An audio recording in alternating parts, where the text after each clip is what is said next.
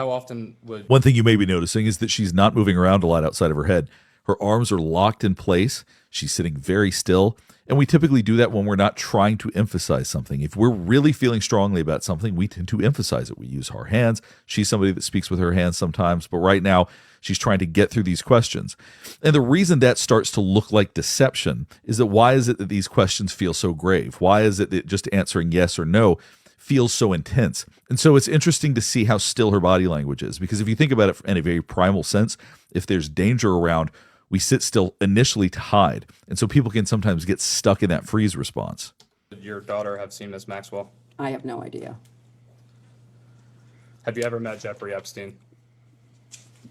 I do not recall ever meeting Jeffrey Epstein. In preparation for this hearing, I was told that he attended an event at the White House that was put on by the White House. Now, this is something I pointed out during her press briefing. The ums and uhs are starting to come out now. She's not somebody that needs that type of hesitation when she speaks. She doesn't typically do it.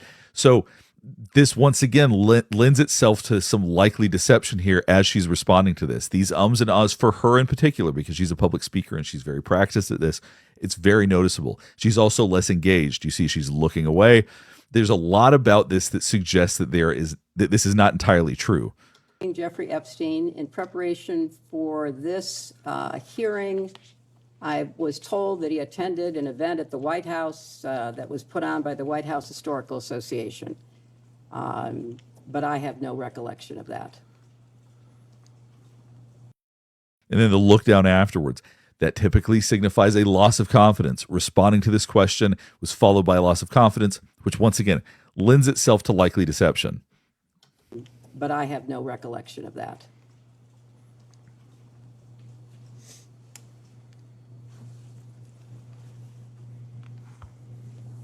You see the discomfort.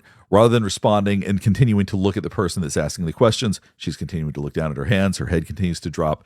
Continues to be a loss of confidence here. Before her crimes became public, did you have any knowledge of the sexual abuse that Ghislaine Maxwell was committing and facilitating against girls and young women? No. Now you'll notice she said no when she's nodding her head. Now when she's listening to people, she nods. But typically when we say no, our head automatically shakes.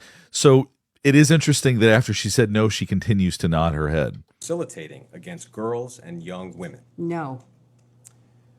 Our colleagues have suggested that they need to speak with you because... You'll also notice that she's breathing very heavily right now as she's getting through these questions. I've talked before about that freeze response. As you can see, when she's feeling strongly about something, she gets emphatic. Right now, as she's responding to this, she's calm to the point of it looking like she's wanting to avoid responding to this question. Our colleagues have suggested that they... But you can see her breathing fast means her heart rate is picking up, which once again suggests that she's feeling a lot of discomfort responding to these questions. And young women? No.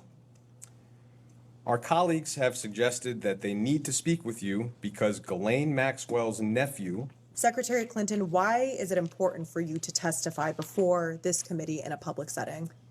Well, first of all, I believe in public testimony. I believe that the public has a right to know what its elected members of Congress are investigating and legislating. Having served for 8 years, I think it is useful as a member